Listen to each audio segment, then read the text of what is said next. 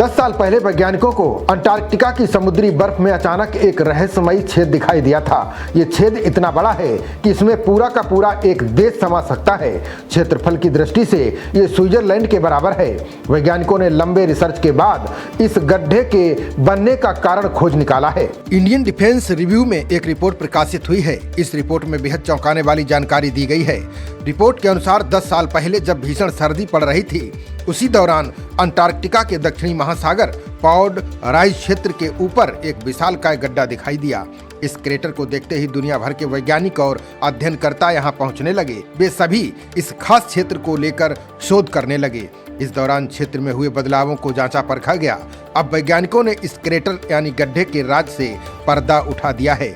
वैज्ञानिकों के अनुसार उत्तरी सागर के नीचे मौजूद विशाल क्रेटर 43 से 46 मिलियन साल पहले ही बन चुका था। बता दें कि ये भले ही 43 से 46 मिलियन साल पहले बना था, लेकिन इसकी खोज 10 साल पहले ही हुई थी। तब से इसके बनने को लेकर तरह तरह की खोज होती रही।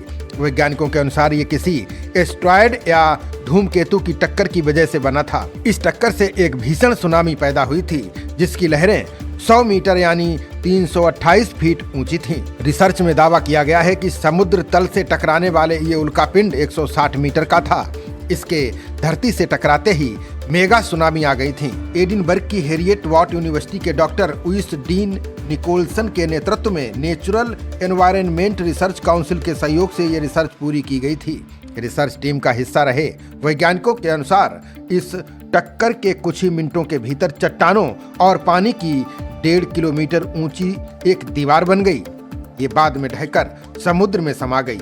वैज्ञानिकों का कहना है कि सुनामी लंदन के मशहूर ऐतिहासिक स्थल बिग बेन से ज्यादा ऊंची रही होगी। वैज्ञानिकों ने इस रिसर्च पर बात करते हुए कहा कि अध्ययन में अत्याधुनिक सीस्मिक इमेजिंग का प्रयोग किया गया है। समुद्र में बने एक तेल के कुएं से नमूने लेकर जांच की गई।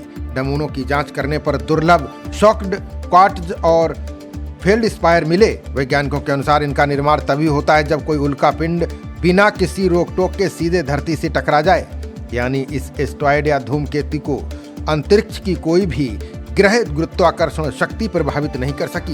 ये अंतरिक्ष से चलने के बाद सीधा पृथ्वी पर गिरा था।